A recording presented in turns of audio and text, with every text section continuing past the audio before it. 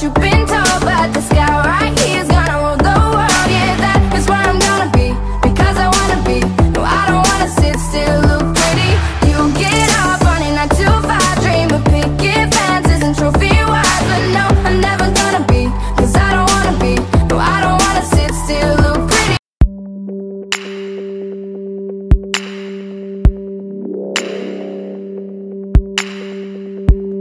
I must begin by saying that I am extremely happy and excited to be here this evening with you all.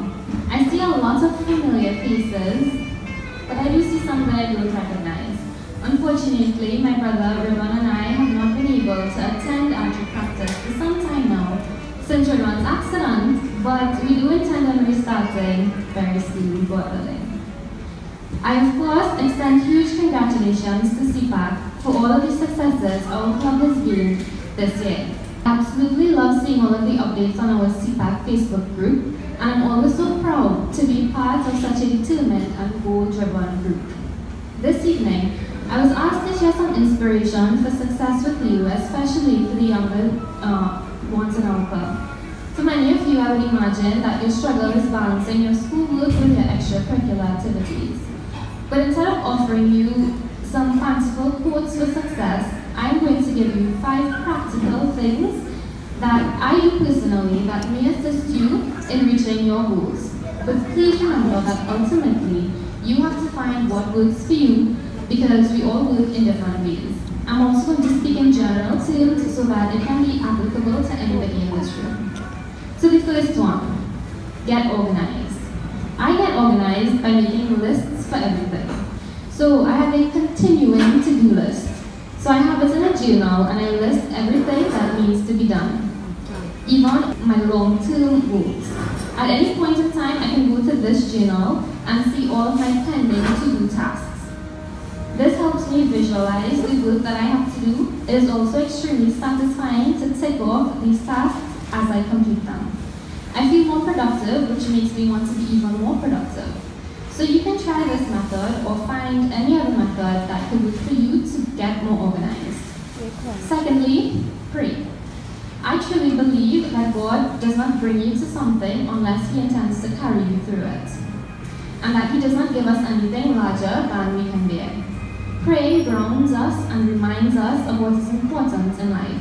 For me, praying gives me a better perspective on the circumstances in my life and reminds me that there is always something bigger out there, something bigger than me, which keeps things real and keeps me humble.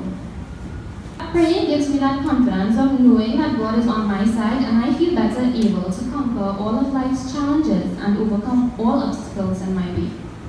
As cliched as in the song, without my faith in God, I truly would not have made it this far in my life. So if you feel that struggle, that overwhelming sense of having too much to do, just pray. It may help you as much as it helps me. The third suggestion I have for you is self-reflection, and yes, I mean even the younger ones too. Self-reflection is essential to reconnect with the person that you are and the person that you want to be. And to be honest, you don't need a lot of time to do this. There are spaces in your day that already exist in which you can insert self-reflection. For instance, on the drive to school on mornings, when you're waiting for your microwave popcorn to finish pop, or just the 5 minutes before you close your eyes at night. This really helps me to see the whole picture and to understand my good and bad habits, and to identify what I would like to change about myself and to become more productive. When I am unable to think everything through fully, or when there's just so much going on, I prefer to journal. So I get some blank paper and just write out what's on my mind. I came across something called morning pages, which I think is just so useful in decluttering your mind. So what you do is write 3 pages of your uninterrupted thoughts every morning as soon as you wake up, before you have any interaction with anybody. What I usually do is make a cup of coffee or a cup of tea and just sit and write. It usually takes me half an hour to finish 3 pages, 10 minutes per page, but you can start however much you are able to at the time. The idea behind it is to get all of your thoughts and ideas out of your headspace so that you begin your day with a clear mind and you can get more done. Fourthly, regularize your sleeping schedule. Now, I feel like this is the most difficult for all of us.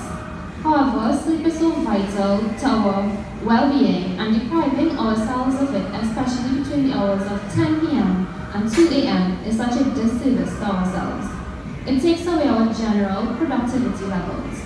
I set my alarm for 4 a.m. every morning. When I start my day earlier, I have found that I am able to do more and be more productive.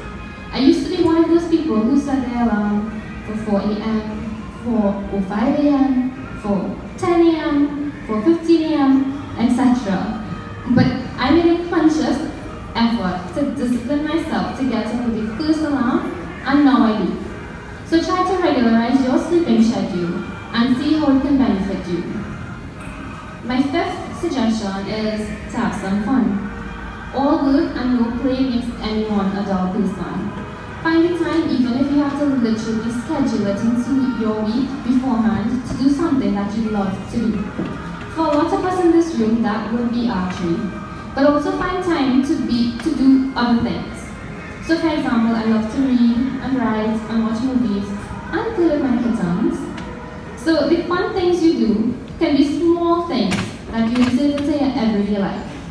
This will make you a happier person, and when you do settle down to do your work, you will be more productive. So those are the 5 things that I suggest to you to be more productive. So remember that you miss 100% of the shots that you do not take.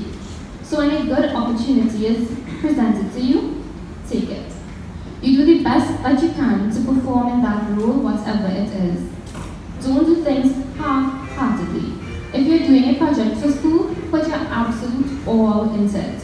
If you are shooting at a new distance, give it everything that you have. Remember that you must do what you love and love what you do. So yesterday I was able to watch the new Indian movie with Shah Rukh Khan and Alia Bhatt, Dear Zindagi. Did anyone here get a chance to look at it as yet?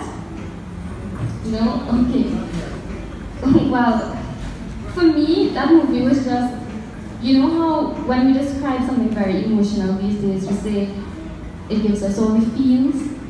Well, Dear Zindagi gave me all of the feels, but an extremely important lesson that came out of this movie for me was probably so eloquently stated in a line from the theme song. Love you Zindagi, love me Zindagi. Now of course we know that Zindagi means life in Urdu. So basically it's saying, love you life, love me life. This personification of life in this way is very illustrative in demonstrating that if you love something, it's hard for that something to not love you back. So if you love life, just love living and see the beauty in the little things and fill your heart with love and warmth, then all this love in the world around you will come back to you. In our society today, we see a lot of troubling things happening, and it is my view, as idealist as it may be, that what society is lacking is love. Do you think that someone whose heart is filled with love for life, love for the world around us, and love for our brothers and sisters in humanity could ever be able to hurt or torture someone? In my view, we all have a part to play in this world. We have the responsibility to make our little corners of the world a brighter and better place for those around us. Take it upon yourselves to reach out and extend love to everyone and everything, in every moment that you are able to. I will leave you with this quote. Success does not lie in results, but in efforts. Being the best is not so important. Doing the best is all that matters. So in closing, I would like to thank Hasmat and Sherizan for inviting me to speak to you guys today, and I hope that I've inspired you all to reach your highest potential and to spread love wherever you go. Congratulations again to CPAC for its successes, and especially to everyone receiving awards tonight. Remember to always aim high and aim true. I thank you.